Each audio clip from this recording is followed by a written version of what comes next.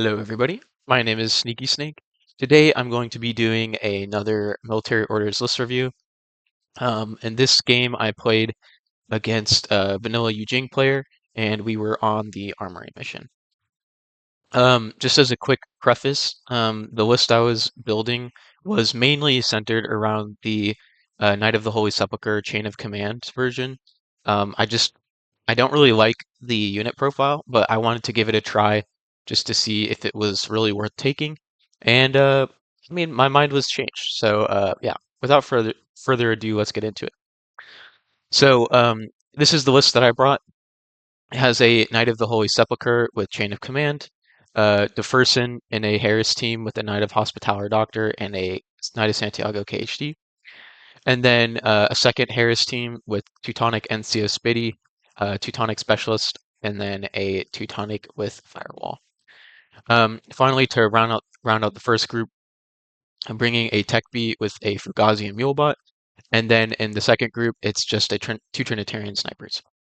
So when I originally built this list, I was not planning on taking a limited insertion list, but yeah, I was just I was just building the list and I realized that um, a limited insertion list just naturally flowed into the type of list I was trying to build.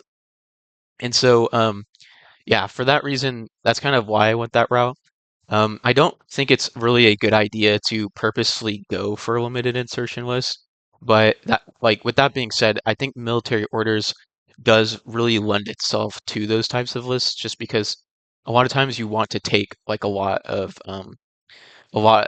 heavy infantry in your list, and for that reason, like you end up front loading like a lot of your points across like 5 or 6 models, and then by that point, you're maybe only reaching like 10 orders on the table, and it's like, well, might as well just build limited insertion lists. So yeah, that's kind of why I went that route.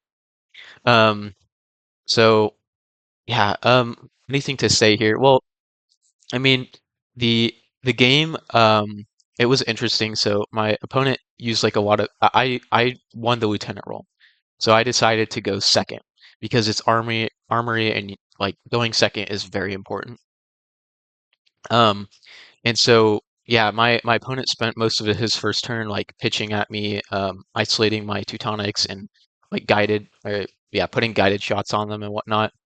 My Trinitarian managed to like pop out and shoot a hideout, or not a hideout, yes, a hideout, sorry. Um, and unfortunately he hit, but like he saved both of his saves, which is fine. And then he just pulled up his Hacktow and totally gunned down my Trinitarian, unfortunately. But yeah, I mean, it was yeah, it was pretty tough. I had to spend like the rest of the game trying to get my guys into the room. It was really hard to do because like the crazy thing about the hideout or the Hacktow, sorry, is that it can just sit there and shoot you like all game long.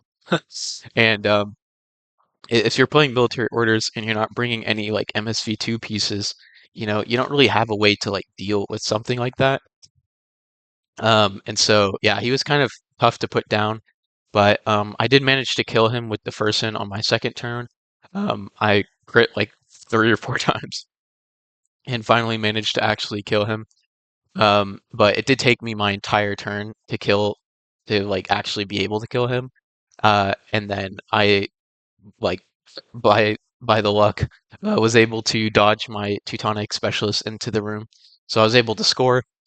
But then I didn't really position my units correctly, so he ended up swinging out his Shang-Chi, and his Shang-Chi just like totally minced um, my entire like fire team, and then I was sad, and also an lost lieutenant. So it happens. But yeah, it's just good to recognize when you make mistakes. I made a pretty big mistake by like leaving all of my units out, and I paid for it. So, um, and then to talk more about like the Knight of the Holy Sepulchre, he spent a lot of his I spent a lot of the first turn moving him up to the armory, where I uh tried to kill like the Hacktow And then I also tried to kill the Shang-Chi.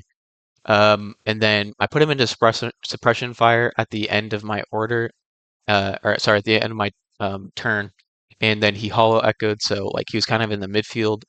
And obviously, like the Knight of the Holy Sepulchre is really hard to hack because it's probably taking you at least two hacks to get to him.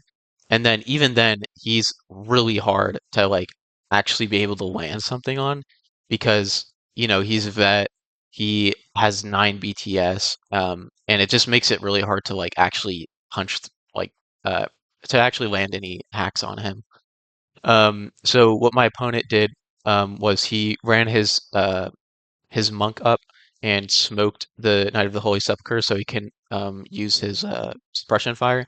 And then he ran in a Beast Hunter, and the Beast Hunter basically just like started running into CC. I managed to win one of those face to faces, so my Knight of the Holy Sepulchre was able to kill the Beast Hunter, but then he ran into Shaolin, and the Shaolin killed me.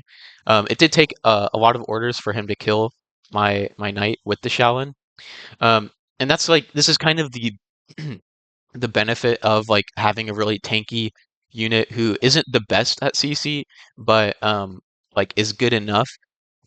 Because it's really not easy to put down a unit that has 5 armor and 2 wounds. Um, just because like a lot of really good CC specialists are only 1 wound, so it only takes one lost lost fight to yeah, for the Knight of the Holy Sepulchre to win that. I mean, as you can see, like his CCW is not amazing, but um, he might win at some point, and then you're dead, maybe. So yeah, he's pretty tanky, but he ended up dying on my opponent's second turn. So yeah, he didn't last super long. And so that kind of leads me into my thoughts on the list. So the Seppi is okay. He's not as bad as I was thinking he was.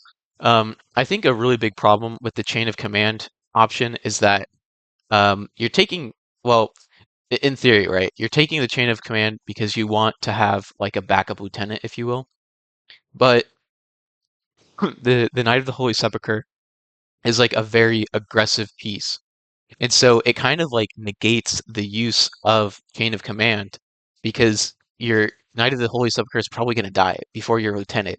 And so it's like, well, why am I even taking this for chain of command? Um, and so for that reason, I think chain of command is really more of just a way to give the Knight of the Holy Sepulchre like specialist, which is fine. But he's just rather expensive.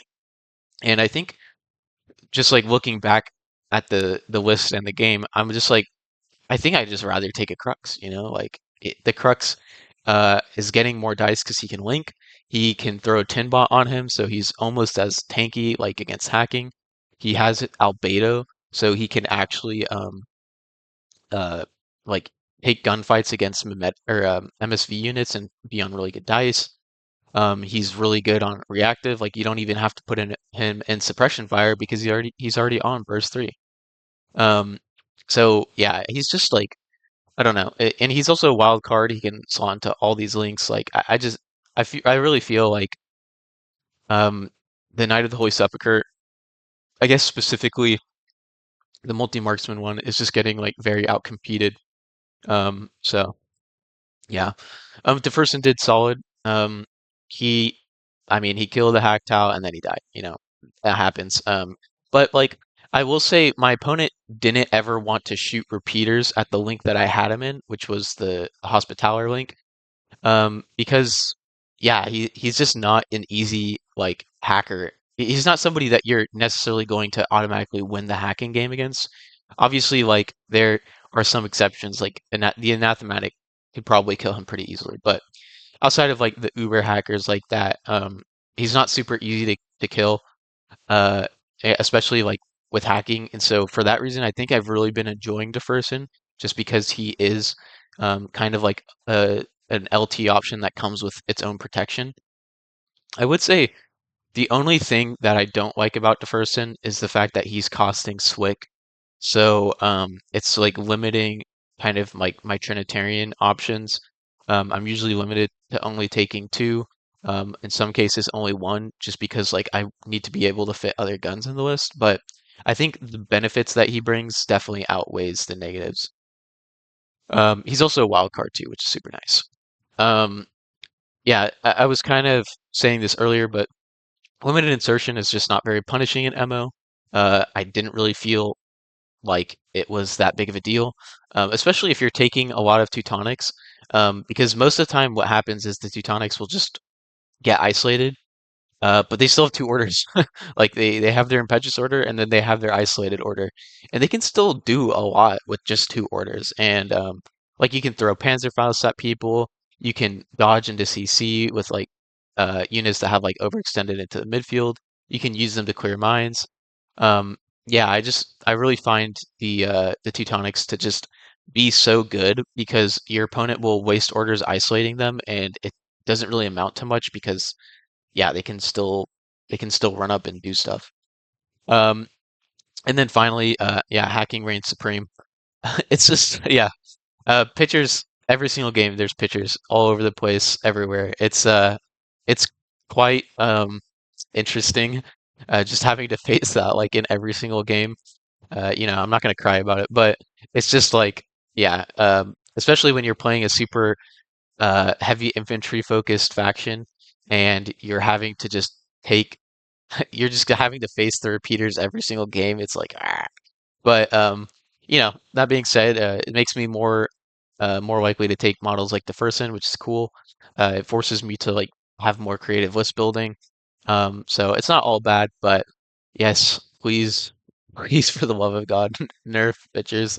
They're so annoying right now. But yeah, that's all I really wanted to say about the list. I'm probably going to be trying the Night of the Holy Sepulchre NCO HMG profile soon, just to get like a more full picture of like how this unit plays and like if there is any weight to him. But like I was saying earlier, I think it really comes down to the fact that a lot of times I'd rather just have a linkable gun, and yeah, the Crux is just so good, and he's cheaper. So yeah, that's basically all I have to say about that. Anyway, I hope you enjoyed this quick like list review. It was a really fun game. I got to learn a lot. I really got to learn about Vanilla Yu Jing, which I was very happy about because I haven't been able to play against them yet. So yeah, let me know if you liked it, and I will see you in the next video. Bye.